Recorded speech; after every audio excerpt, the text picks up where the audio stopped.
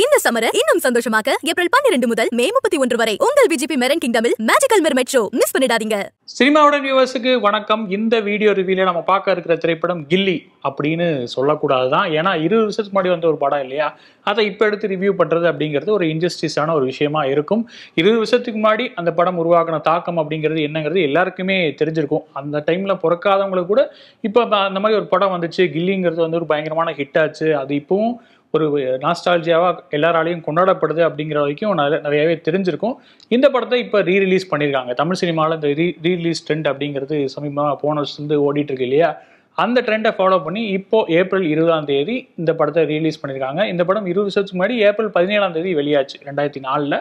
So அதுக்கு match பண்ணுற மாதிரி கூட ரிலீஸ் பண்ணியிருக்காங்க அப்படின்னு கூட சொல்லலாம். பட் இதெல்லாம் தாண்டி ஒரு முக்கியமான ரீசன் என்ன அப்படின்னா, சமீபத்திய தமிழ் சினிமாக்கள், அதாவது ரீசெண்டாக வந்திருக்கிற படங்கள் எல்லாமே கொஞ்சம் அந்தளவு பெரிய வரவேற்பு பெறல, மக்களை வந்து தேட்டருக்கு கூட்டிகிட்டு வரல அந்தளவு அப்படிங்கிற மாதிரி ஒரு விமர்சனம் வைக்கப்படுது இல்லையா. அதுவும் என்னென்னா, ஒரு ஃபேமிலி க்ரௌட் இருக்காங்க, அவங்க வந்து ஒரு தேட்டருக்கு போய் ஒரு தமிழ் படம் பார்க்குறது அப்படிங்கிறது இப்போ ரேர் ஆகிட்ட ஒரு விஷயமா தான் வெளியே பேசிக்கிறாங்க. ஏன்னா மலையாள படங்கள் நிறையா ஹிட் ஆகிட்டு வருது, வேறு மொழிகள்லேருந்து படங்கள் வந்து அதை கூட பார்க்குறாங்க.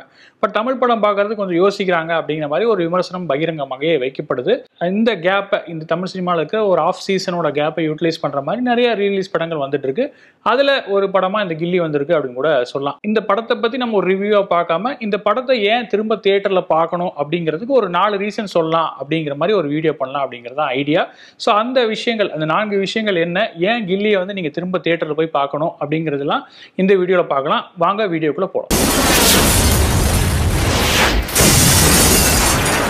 First reason theatrical experience. அதாவது சமீபமாக நம்ம ஒரு படத்துக்கு போய் ஒரு டிக்கெட் வாங்கணும், அதாவது ஒரு படம் பார்க்கணும் அப்படின்னு நினைக்கிறோன்னா, அந்த 3 மணி நேரம் அப்படிங்கிறது நாம் தியேட்டருக்கு தர டைம், அதாவது அந்த படம் எடுத்தவங்களுக்கு தர டைம். அந்த டைம் ஒருத்தியாக இருக்கணும், ஒரு எக்ஸ்பீரியன்ஸாக மாறணுங்கிறது தான் எல்லாரோட விருப்பமாகவும் இருக்குது. அது என்னென்னா, நிறையா படங்கள் ஓடிடி ரிலீஸ் ஆகுது, தியேட்டரில் வந்து கொஞ்ச நாள்லேயே ஓடிடியில் வந்துடுது. அந்த ஓடிடியில் கிடைக்காத ஒரு எக்ஸ்பீரியன்ஸ் தியேட்டரில் கிடைச்சா மட்டும்தான் மக்கள் வந்து தியேட்டரில் வந்து படம் பார்க்கறதுக்கு விருப்பப்படுவாங்க இல்லையா. ஸோ அந்த மாதிரி ஒரு எக்ஸ்பீரியன்ஸை கில்லிலையும் எதிர்பார்க்கலாம் அப்படின்னு நினைக்கிறேன் தியேட்டரில் பார்க்கும்போது. ஏன் அப்படின்னா, அதில் மெயினான 2 விஷயம்.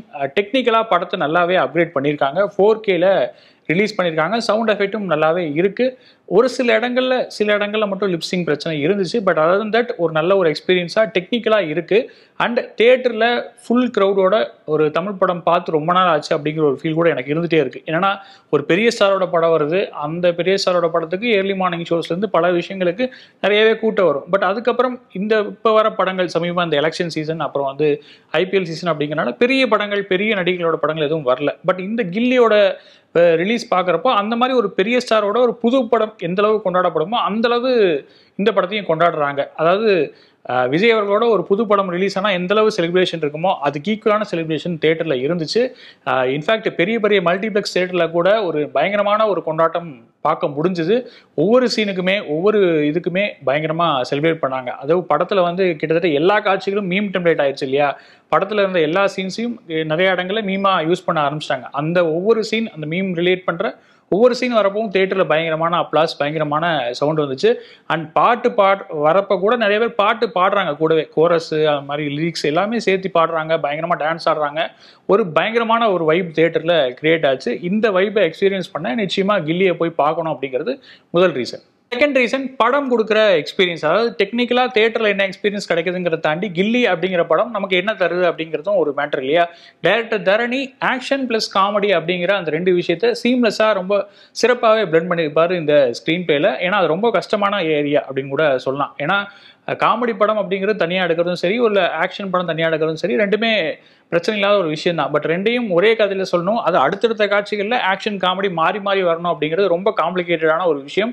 இப்போ அந்த செய்ய தான் நிறைய டைரக்டர்ஸ் வந்து ரொம்ப போராடிட்டு இருக்காங்க அப்படின்னு கூட சொல்லலாம். அந்த வகையில் டைரக்டர் தரணி 20 வருஷத்துக்கு முன்னாடி அது ஒரு டெம்ப்ளேட்டாக அவங்களுக்கு வந்து ஒரு பாடமே எடுத்திருக்காரு அப்படின்னு கூட சொல்லலாம். அந்தளவு ஒரு சிறப்பான பிளெண்ட் படத்தில் இருந்துகிட்டே இருக்கும்.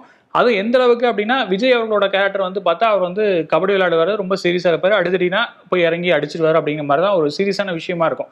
பட் ஃபேமிலி அப்படின்னு வரும்போது ஃபேமிலி இந்த வீட்டுக்குள்ள நடக்கிற காட்சிகள் எல்லாமே காமெடி அப்படிங்கிற ஏரியாலையும் கலக்கியிருப்பார். இந்த காமெடி ஆக்ஷன் பிளண்ட் ரொம்ப சிறப்பாகவே அவரோட கேரக்டரில் பொருந்தி வந்திருக்கும்.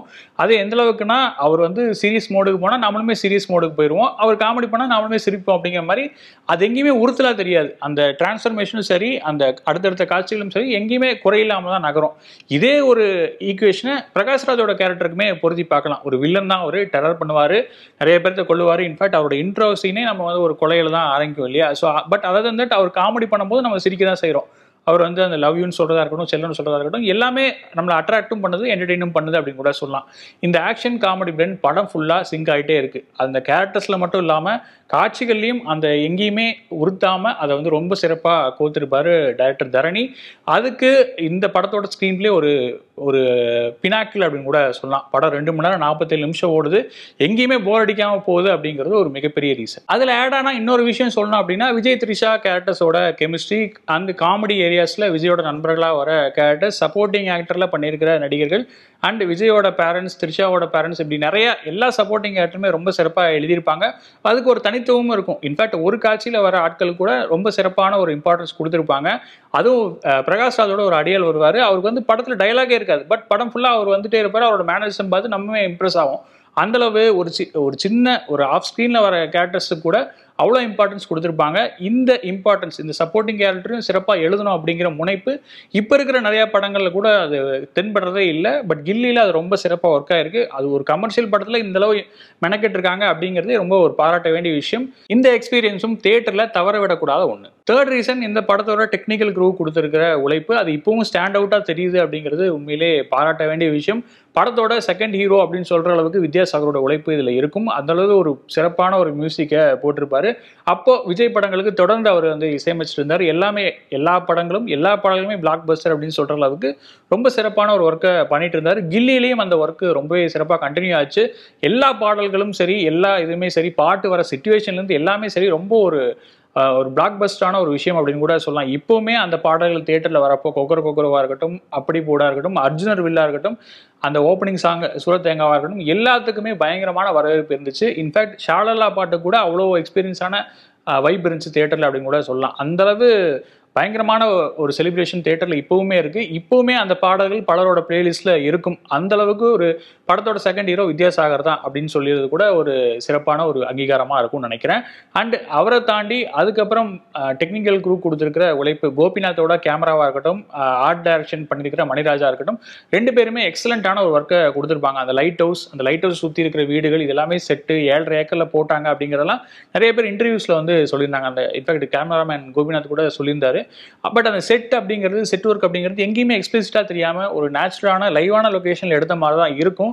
அந்தளவு ஒரு மெனக்கடல் அந்த படத்தில் இருந்துச்சு. ஒரு கமர்ஷியல் படம்னாலும் அது பெருசாக காம்ப்ரமைஸ்லாம் பண்ணாமல், இப்போ வர கமர்ஷியல் படங்கள் நிறையவே தெரியுது இல்லையா, செட்டு போட்டிருக்காங்க அப்படிங்கிறது. பட் அந்த மாதிரிலாம் தெரியாமல் ரொம்ப சீம்லெஸ்ஸாக அந்த காலத்தில் இப்படி ஒரு எக்ஸலண்ட்டான ஒர்க் பண்ணியிருக்காங்க அப்படின்னு அப்ரிஷியேட் பண்ணுற அளவுக்கு இருக்குது. அது நிச்சயமாக இந்த திரும்ப ரீவாட்ச் பண்ணும்போது அந்த எக்ஸ்பீரியன்ஸ் கண்டினியூ ஆகுது அப்படிங்கிறது அப்போ அவங்க எவ்வளோ பெரிய உழைப்பை போட்டிருக்காங்க அப்படிங்கிறத நமக்கு சொல்லுது அப்படின்னு கூட சொல்லலாம். எனக்கு பர்சனலாக அந்த விடிய கொக்கரக்கோ அந்த பாட்டு வரப்போ அந்த கேமரா ஒர்க்கு ஸ்டாண்ட் அவுட்டாக தெரிஞ்சுட்டே இருந்துச்சு. அந்த லைட் ஹவுஸ் சுற்றி வர லைட்டாக இருக்கட்டும், அந்த பாட்டுக்கு பண்ண ஆர்ட் டைரக்ஷனாக இருக்கட்டும், படம் ஃபுல்லாக அந்த பாட்டு ஃபுல்லாகவே ஒரு மொட்டை மாடல் தான் எடுத்திருப்பாங்க. அதுக்கு பண்ண அந்த ரியலிஸ்டிக்கான செட் ஒர்க், அந்த லைட் ஹவுஸை யூஸ் பண்ண விதம், அந்த இதை வச்சு ஷார்ட்ஸ், அதாவது ஹீரோயினோட எமோஷன்ஸை காட்டுறது, ஹீரோயினோட இன்ஃபேக்ட் அவங்களோட அந்த வசீகரத்தை காட்டுறது, விஜய் அவர்கள் டான்ஸ் ஆடுறது, அந்த பாட்டுக்கு என்டையராக பண்ண கொரியோகிராஃபி, நண்பர்களோட டான்ஸ் எல்லாமே ரொம்ப ஒரு பெர்ஃபெக்டான விஷயமா இருக்கும் அப்படின்னு கூட சொல்லலாம். நிறைய இடங்கள்ல அந்த ஸ்கையை யூஸ் பண்ண விதமும் ரொம்ப சிறப்பாகவே இருந்துச்சு. அந்த எக்ஸ்பீரியன்ஸ் இப்போ 4Kல பார்க்குறப்ப இன்னுமே மிரட்டலாக இருக்குது. அந்த ஒரு பாட்டுக்காகவே இந்த படத்தை இன்னொரு தடவை ரீவாட்ச் பண்ணலாம் அப்படின்னு கூட சொல்லலாம். 4th reason, nostalgic experience. அதாவது அந்த காலத்தில், அதாவது 2004 20 வருஷத்துக்கு முன்னாடி அப்படின்னா 90s கிட்ஸ் அப்போ வந்து எனக்கு தெரிஞ்சு ஒரு 9th அல்லது 10th படிச்சுட்டு இருப்பாங்கன்னு நினைக்கிறேன். அப்போ அந்த படத்தை தியேட்டர்லையும் பார்த்துருக்க வாய்ப்பு உண்டு. பட் அப்போ வந்து நிச்சயமாக கொண்டாடி இருப்போம். பட் அந்த கொண்டாட்டம் அப்போ அந்த படம் என்ன எக்ஸ்பீரியன்ஸ் கொடுத்து தேட்டரில் அப்படிங்கிறதெல்லாம் இப்போ நமக்கு மறந்துருக்கும். ஓரளவு அந்த நினைவுபடுத்துகிற மாதிரிலாம் எதுவும் இருக்காது. பட் இப்போ அந்த படத்தை திரும்ப தேட்டரில் போய் பார்க்குறப்போ அந்த பழைய நினைவுகள் நமக்கு நிச்சயமாக ஞாபகம் வரும். நம்ம ஊரில் இல்லை ஏதோ ஒரு ஊரில் ஒரு சின்ன தேட்டரில் அப்போது பெரிய டெக்னிக்கல் அட்வான்ஸ்மெண்ட்லாம் இருக்காது இல்லையா, அந்த மாதிரி ஒரு தேட்டரில் பார்த்தப்போ கூட அந்த வைப் எப்படி இருந்துச்சோ அந்த வைப் திரும்ப இங்கே ரீக்ரியேட் ஆகிற மாதிரி தான் இருக்குது. அந்த நாஸ்டால்ஜியா ஃபேக்டர் அப்படிங்கிறது இந்த ரீரிலீஸில் ரொம்ப பெர்ஃபெக்டாக ஒர்க் ஆகிருக்கு. எல்லா ரீரிலீஸ் படங்களும் கொண்டாடப்படுறதுக்கு இந்த நாஸ்டால்ஜியா ஃபேக்டர் ஒரு பெரிய விஷயம் தான். ஏன் அப்படின்னா இந்த படம் ஏற்கனவே நல்ல படம் அப்படிங்கிறது நமக்கு தெரியும். இந்த படம் நம்மளை ஏமாத்தாது அப்படிங்கிறதும் நமக்கு தெரியும். அதுக்கு போய் உட்காந்து பார்க்குறோம். அந்த எக்ஸ்பீரியன்ஸ் நம்மளோட அந்த நினைவுகள் திரும்ப ரீக்ரியேட் ஆகுது. ஒரு நல்ல ஒரு ஃபீல் குட் ஃபேக்டர் கிரியேட் ஆகுது. அது எப்படியான படமாக இருந்தாலும் சரி. அந்த ஃபேக்டர் கில்லியில் இன்ஃபேக்ட் ஒரு 2x டைம்ஸ் ஒர்க் ஆகிருக்கு அப்படின்னு கூட சொல்லலாம். நிறைய விஷயங்கள் நம்மளோட பழைய நினைவுகள் நிச்சயமாக கில்லி ஞாபகப்படுத்தும். அந்தளவுக்கு ஒரு நல்ல ஒரு மெமரியை படம் கொடுக்குது. இன்ஃபேக்ட் விஜய் ஃபேன்ஸுக்கு இது இன்னுமே ஒரு வேற லெவல் எக்ஸ்பீரியன்ஸாக கூட இருக்கலாம். ஏன்னா அவருக்கு கமர்ஷியலாக ஒரு மிகப்பெரிய ஹிட், ஒரு மிகப்பெரிய மைல் ஸ்டோன் அப்படின்னா கில்லின்னு கூட சொல்லலாம். இன்ஃபேக்ட் விக்கிபீடியாவில் பார்த்தப்போ முதல் 50 கோடி வசூல் பண்ண படம் இது அப்படிங்கிற மாதிரிலாம் சொல்லியிருந்தாங்க விஜய் அவர்களுக்கு. ஸோ அவங்களோட ஃபேன்ஸ் இப்போ 2K கிட்ஸ் அவரோட ஃபேன்ஸாக நிறைய பேருக்கு இருப்பாங்க. பட் அந்த கில்லி படம் அப்படிங்கிறது தேட்டரில் அப்போ எப்படி கொண்டாடப்பட்டுச்சு அப்படிங்கிறத பார்க்கணுன்னா இந்த படத்தை இப்போ தேட்டரில் பார்க்குறது ஒரு நல்ல எக்ஸ்பீரியன்ஸாக இருக்கும். இப்போவும் இந்த படத்தை ஏன் கொண்டாடுறாங்க அப்படிங்கிறது படம் பார்த்து முடிச்சதுக்கப்புறம் தெரியும் அப்படின்னு கூட சொல்லலாம். கன்க்ளூஷனாக ஒரு விஷயம் சொல்லணும் அப்படின்னா, they don't make movies like this எனிமோர்னு ஒரு பாயிண்ட் சொல்லுவாங்க. அது நிச்சயமாக கில்லி படத்துக்கு பொருத்தமாக இருக்கும்னு நினைக்கிறேன். கமர்ஷியல் படம் தான். இப்போவும் கமர்ஷியல் படங்கள் தமிழ் சினிமாவில் வந்துட்டு இருக்கு. அது வெற்றியும் பெற்றுக்கிட்டு இருக்கு. அதில் மாற்றுக்கிறதுலே பட் மக்களோட ரசனை அப்படிங்கிறது நிறைய மாறி இருக்கு. ஒரு கமர்ஷியல் படத்துலேயும் அவங்க நிறைய எதிர்பார்க்க ஆரம்பிக்கிறாங்க. லாஜிக்ஸ் உள்ளிட்ட பல விஷயங்களை கேள்விக்கு உட்படுத்துறாங்க. எல்லாருமே நிறைய தங்களோட கருத்துக்களை சோஷியல் மீடியாவில் பகிர்ந்துக்கிறாங்க. இந்த படம் ஏன் நல்லா இல்லை அப்படிங்கிற மாதிரி விஷயங்களை சொல்லிகிட்டே இருக்காங்க. பட் கில்லிலையும் அந்த மாதிரியான பிரச்சனைகள் இருக்குதான். ஒரு கமர்ஷியல் சினிமாலும் இதுலேயும் பிரச்சனையாக இருந்துட்டு தான் இருக்குது. நிறையா லாஜிக் விஷயங்கள் அந்த மாதிரி விஷயங்கள் அப்பப்போ டிபேட் பண்ணப்படுது. பட் அதெல்லாம் தாண்டி இந்த படம் அதெல்லாம் ஏன் மறக்கடிக்குது அப்படின்னா, இந்த படம் கொண்டு வர அந்த எக்ஸ்பீரியன்ஸை திரும்ப தேட்டரில் ரசிக்கிறது ஒன்றும் பெரிய தப்பு இல்லை. அதுவும் இப்படி ஒரு ட்ரை சீசனில் தமிழ் சினிமா இருக்கிறப்போ நிச்சயமாக ஒரு ஃபேமிலியோடு போய் ஒரு பேக்டான தேட்டரில் இந்த படத்தை பார்த்தோம் அப்படின்னா ஒரு மனநிறைவு நிச்சயமாக கிடைக்கும். அதுக்காகவே கில்லி படத்தை திரும்ப ரீவாட்ச் பண்ணலாம். ஒருவேளை இந்த கில்லி ரீவாட்சை நீங்கள் பார்த்துருந்தீங்க அப்படின்னா உங்களோட எக்ஸ்பீரியன்ஸ் எப்படி இருந்துச்சு அப்படிங்கிறத கமெண்ட்டில் சொல்லுங்கள். இதை தாண்டி கில்லி படம் தாண்டி இந்த கில்லி மாதிரி வேறு எந்த படத்தை நீங்கள் ரீவாட்ச் பண்ணணும்னு நினைக்கிறீங்க தேட்டரில் அப்படிங்கிறதையும் கமெண்ட்டில் சொல்லுங்கள். வேற ஒரு ரிவ்யூவில் உங்களை மீட் பண்ணுறேன். நன்றி, வணக்கம். நீங்களும் உங்க ஃபேமிலியும் இந்த சம்மரை இன்னும் சந்தோஷமா என்ஜாய் பண்ற விதமா மேஜிக்கல் மெர்மைட் ஷோ ஏப்ரல் 12 முதல் மே 31 வரை உங்கள் விஜிபி மெரைன் கிங்டம்ல நடக்குதுங்க. தினமும் 6 ஷோ. கண்டிப்பா வாங்க, மிஸ் பண்ணிடாதீங்க. விகடன் வெல்கம் பேக் இப்ப வெறும் 29 ரூபாயில். ஜூனியர் விகடன், ஆனந்த விகடன், நாணயம் விகடன் உள்ளிட்ட 8 டிஜிட்டல் இதழ்கள், வேல்பாரி, நீரதிகாரம், அணிலாடும் முன்றில் உள்ளிட்ட கிளாசிக் தொடர்கள், சுஜாதா, எஸ் ராமகிருஷ்ணன்